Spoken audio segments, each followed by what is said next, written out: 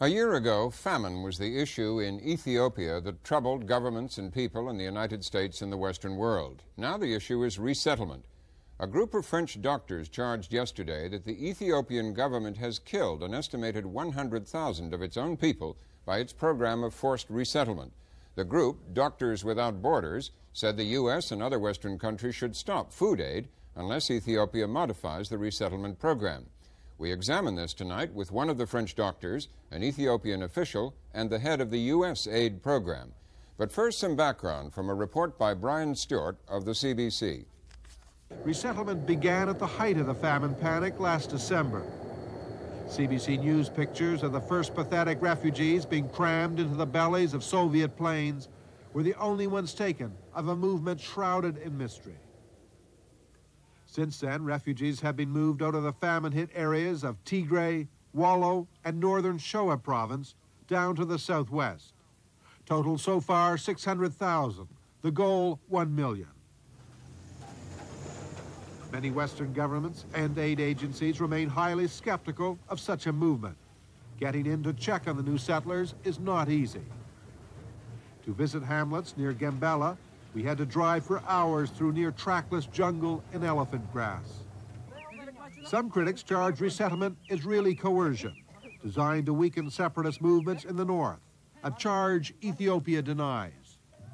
Other criticisms are easier to check. New hamlets do seem rudimentary and hastily planned. Families have been separated, and many northerners do have trouble coping with the steaming humidity. There's also much malaria, which nearly killed this child, and few medical resources. But long-suffering northerners are also astonished by the fertility of soil here. Many seem genuinely determined to stay.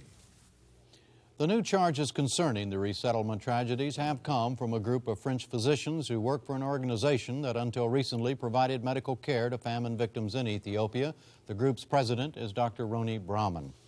Doctor, 100,000 people, you folks claim, have been killed by this resettlement program? At least, in fact.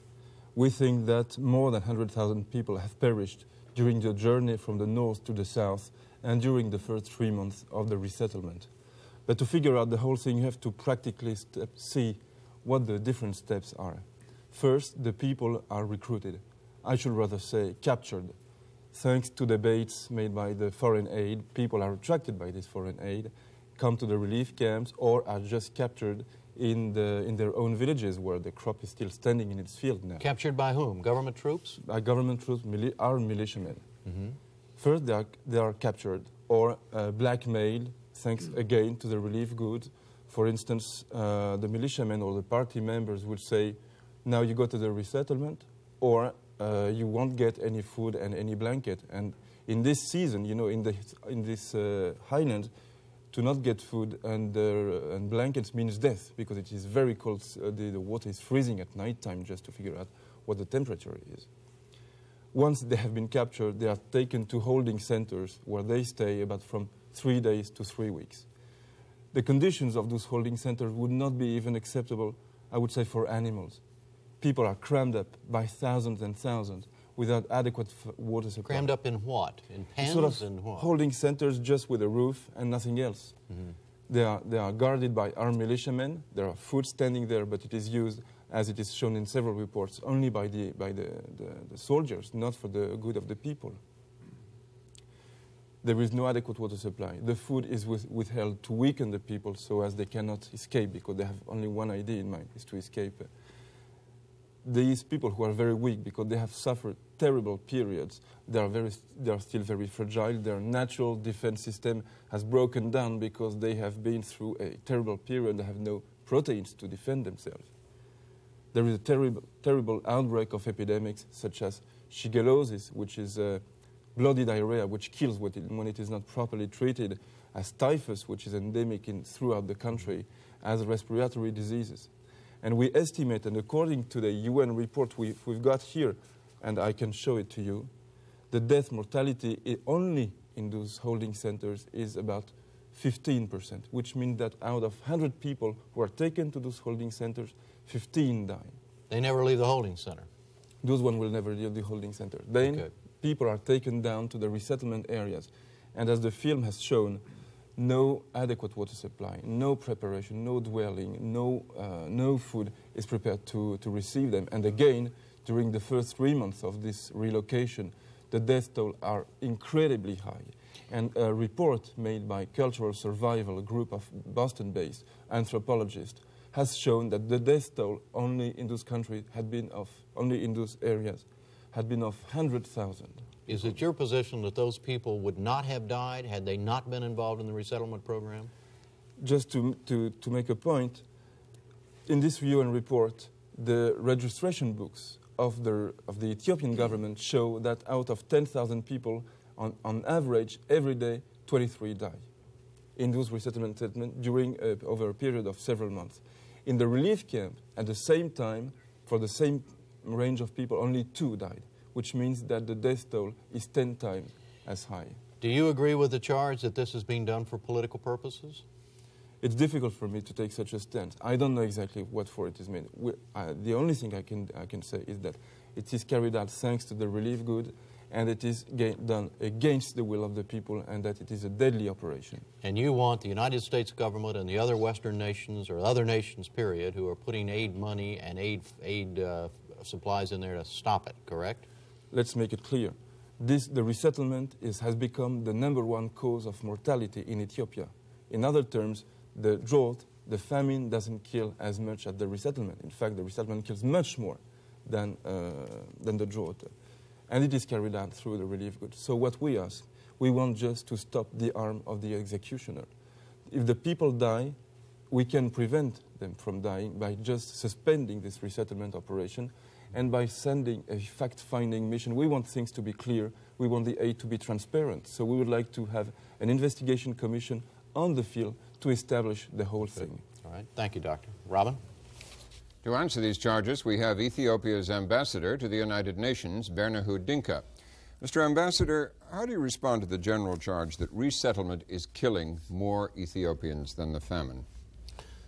Well, to start with, the allegations I've heard so far that it's forced, 2, that people are being denied food when they're in transitory camps, and 3rd, that it causes death, is an absolute and total lie. And I'll tell you why. People are not forced. In fact, the Ethiopian government has made it absolutely clear that only the voluntary people would go to these settlements. Number 2, that only the physically able-bodied people will go, the healthy ones. And as the Sunday Times, I believe, not Sunday Times, but the Spectator of London on May 25, 1985, had written, the problem that, in fact, the Ethiopian government is now facing is not forcing people to go, but keeping back those who want to go. So you're denying that you say the resettlement is voluntary, there's no coercion, there's not armed soldiers forcing these people to go, capturing them. You're saying that only the physically able go. What about dying in the transit camps? No, there is... At a faster rate, he said, than they were dying in the relief centers. This was answered. You see, I don't even want to use my own words. I want to tell you what other people have said, because it would be perhaps more credible, because you may consider me as an official representative of the government, therefore my word against his word. I would like to tell you that the UN coordinator, United Nations coordinator for relief in Ethiopia, who is representing the Secretary General of the United Nations and coordinates all aid that has been donated, has said that there is no such a thing, that the Doctors Without Borders are saying is all political, and you can see why it is political. Why would the doctors be saying that? What would their political motive be for saying that? They were in Ethiopia for 18 months before they were expelled. They have been expelled. They have been expelled from last month. Why were they expelled? Now, I'll come to that. They were in Ethiopia for 18 months. They never said anything until last October, when they were discovered trying to get some money from the EEC, which has been already earmarked for purchases of seed for Ethiopia. They wanted to get 700,000 of that for themselves. From the European community. From the European community, without even consulting with the Ethiopian government. Then the Ethiopian government intervenes and stops this payment or transfer to Doctors Without Borders. And from then on, Dr. Brauman started a personal kind of vendetta, in spite of the fact that the umbrella association, which is called the Christian Relief and Development Association, to which Doctors Without Frontiers belonged when they were serving in Ethiopia, has dissociated itself from their campaigns by saying that they are disseminating falsehoods and that they are politically motivated. Finally, what is the purpose of resettlement? The purpose of resettlement, this is not a new thing now. The resettlement process has been going on since 1973 on the basis of a study made by the World Bank in 1973 under a man by the name of Dr. Brown. And then the FAO, the Food and Agricultural Organization of the United Nations, had made a land use study for such resettlements and selected these sites. Now, in 1974, when the emperor was in power, the United States government and the Peace Corps actually started resettling people in those areas. Then the revolution came and the Peace Corps left and the whole thing stopped.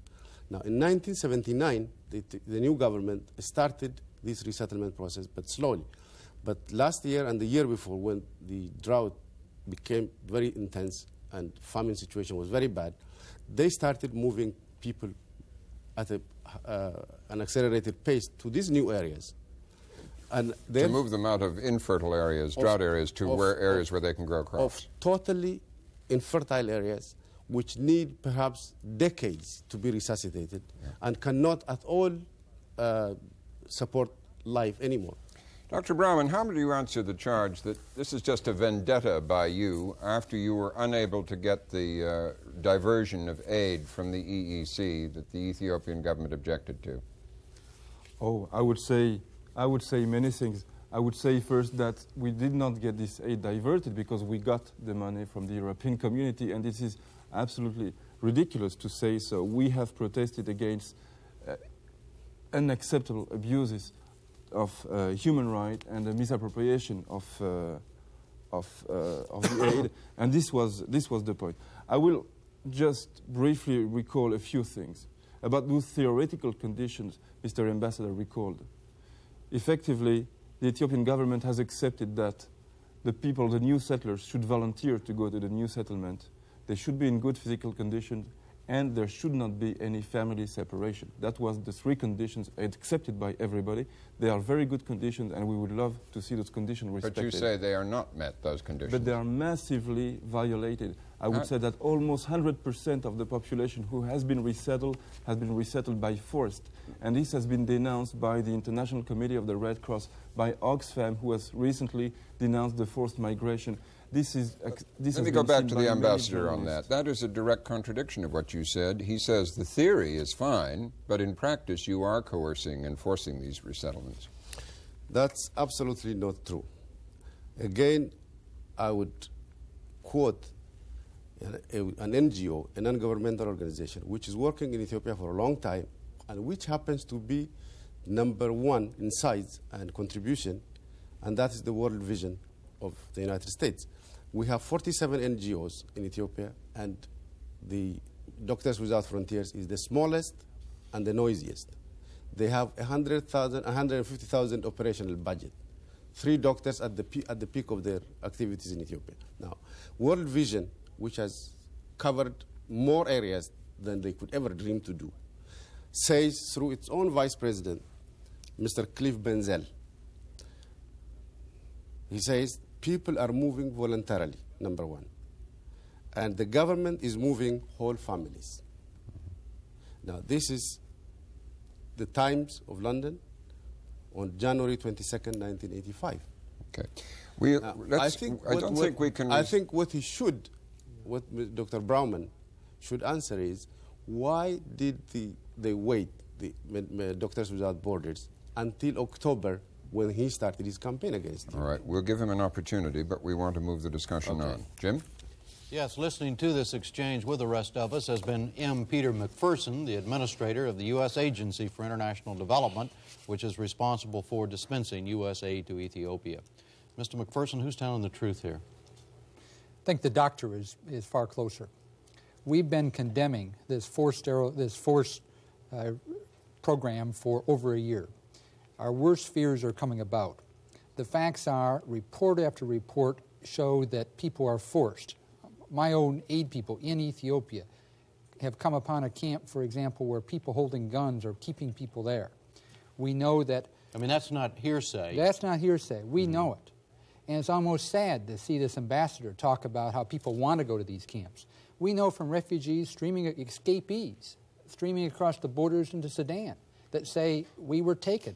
We know that people are being forced here. And I don't know all the story about this group, but I do know that a lot of people tell me they were kicked out of Ethiopia because they complained about the situation. What about how are your aid people being treated when they complain? Well, we're certainly the loudest agency in the world saying that things are wrong in Ethiopia again and again. I suppose it doesn't help us any, but we think the world needs to know. What about the doctor's statement that people are dying in these resettlement camps faster than they were dying from the famine itself? We know that at least in some camps, the camps my people visited a few weeks ago. Now here again, these are U.S. aid officials have gone to these camps. Okay. Precisely. All right. We know that at least in those camps we visited, at the time we were there, that our professional calculations were that the rate of death was as high as the worst time of the famine in the stricken areas last year. That doesn't say it's all over, but I think it's pretty clear this situation is a very bad situation indeed. I asked Dr. Brownman, and he said he wasn't qualified to answer. Let me ask you, do you believe that there's a political motivation behind this, or what is the evidence on that? Well, from the very beginning, as we've talked about several times on this program, the U.S. has had a moral dilemma. On one hand, it seemed like the maintenance of power, the ideology of the Ethiopian government often predominated against their desire to save the lives of their own people. And as we've tried to get things done, it's been a continual problem. I think that what needs to be done by the world community is basically what the U.S. did last year. We need to insist that our food not go through the Ethiopian government. We can't trust donor food going through the Ethiopian government. It's got to do, as we did last year, largely through private voluntary organizations like CARE and Catholic Relief and others. But not do what Dr. Brownman suggests, which is to withdraw aid altogether. Well, see, there's millions of people in the country that need food, we think, to exist this next year. Millions of people outside those camps. There are about 600,000 people in those camps, these resettlement camps. We think that we have a moral responsibility to feed those people outside those camps, but to make sure that that food goes not through the government, but directly to the people. That is a difficult weighing, but in our judgment, that's the way to save the most lives. And I honestly believe that if the donor community will get together and do what we did last year, and we were the only donor that really insisted that this be done, as a doctor has told me several times, this is what we've insisted upon. If the donor community will insist upon that, I think we'll get the Ethiopian government to back off this forced program. Do you agree with that, Mr. Ambassador? Would you stop the resettlement program if the U.S. did that? No, everybody. Everybody? Would the U.S. got everybody to do it with them? Let me say this to you, but I hope I'll be able to answer what Mr. McPherson said. First of all, people like Mother Teresa and UN organizations all support the resettlement program. Mother Teresa went and visited these places where people are resettling, and she gave it her total support and blessing. And I don't think anybody can accuse Mother Teresa of being a flaming radical. Now, to go back to your question, that would the Ethiopian government stop if everybody gangs up and says, don't do it, I'll tell you something. It's in our national character that we'll never do anything against our will, no matter what the odds. This is number one. All right, so that won't work. All right, what about Mr. McPherson's earlier charge that his people have seen? Now let's be specific. He said, Poway. The camp was Poway. This is what I would like to take up. Mr. McPherson gave a press conference about 2 weeks ago in Washington, and he talked about Poway. And I am going to tell him exactly what had happened. Poway is a village today of 96,000 inhabitants. 2 young functionaries in their early 20s went from the U.S. Embassy to visit these areas. They went and stayed for 4 hours in a village of 96,000. And they came back after 4 hours and reported to their embassy all sorts of stories. And those stories were not true? Is that your point? That's right.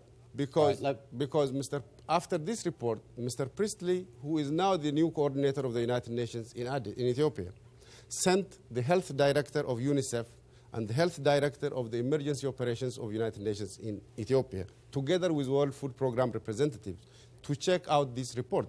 They came back and they reported, A, that there are resource limitations, which is absolutely correct. We don't deny this. You mean not enough food, not enough water, not enough medicine? Not that we don't have, for instance, enough money to build roads, better roads to But what about his complaint? What about his, excuse me, Mr. Ambassador, let's be specific. Yes. What about his charge that there were people holding guns on these people and not letting them go? I was going to that. Okay. Now, they said that there are resource limitations, correct.